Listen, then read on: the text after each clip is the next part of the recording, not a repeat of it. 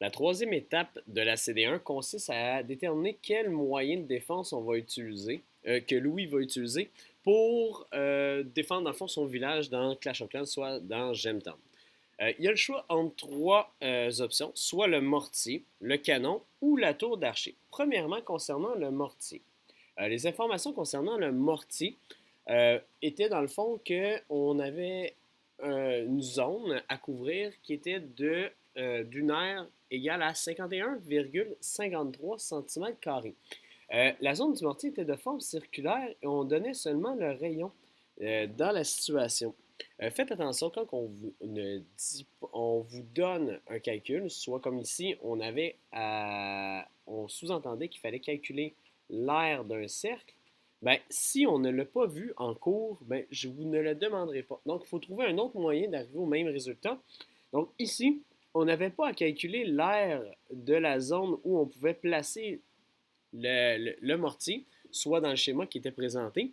On avait tout simplement à utiliser la superficie qui était de 50,08 cm², la superficie restante du terrain qu'on obtient.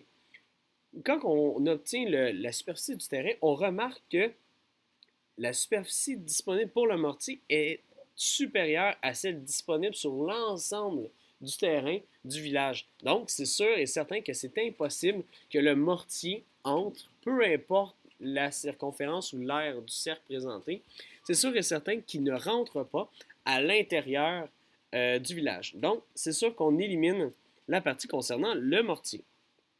Si on fait le canon pour déterminer s'il était possible de l'utiliser, premièrement, on avait à calculer le diamètre parce que dans le schéma, on nous présentait le rayon qui était de 2,9 cm. Donc, on avait un rayon de 2,9 cm.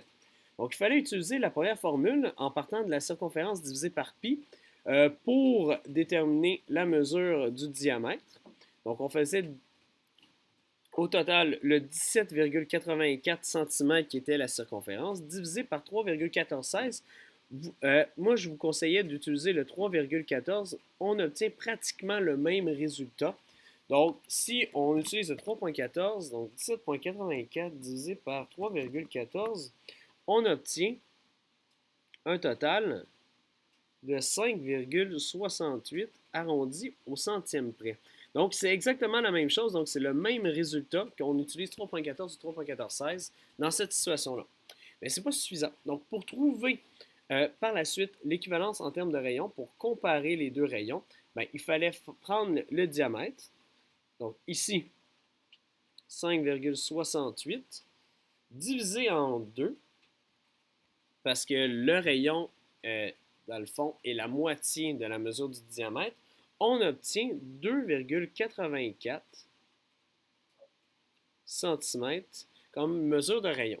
Si on compare 2,9 cm et 2,84, on se rend compte que la superficie de l'espace disponible, le rayon dans le cercle disponible dans le schéma est plus grand. Donc, nécessairement, ben, ici, le canon, il est possible de l'inclure à l'intérieur de l'espace présenté. Et en plus, ben, on avait assez d'argent dans ce cas-ci parce qu'il coûtait 1500 écus.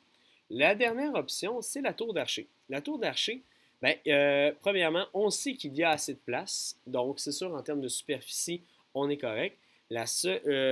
L'option qui ne fonctionnait pas, c'est qu'il n'y avait pas assez d'argent parce que la tour d'archer, elle coûtait 2000 écus et ce qui nous restait, ce qu'on a calculé à l'étape numéro 2, c'est qu'il nous reste 1920 écus. Donc, il était impossible de prendre la tour d'archer. Donc, la réponse finale, on obtient donc que Louis va pouvoir installer le canon, ce qui était la seule réponse admissible pour la CD1. Donc, il faut toujours faire attention aux informations qu'on nous donne. Cette CD1-là est très ouverte. Vous auriez pu passer par plusieurs chemins pour obtenir le même résultat. Cependant, c'est un exemple de démarche complète. J'attends à votre évaluation.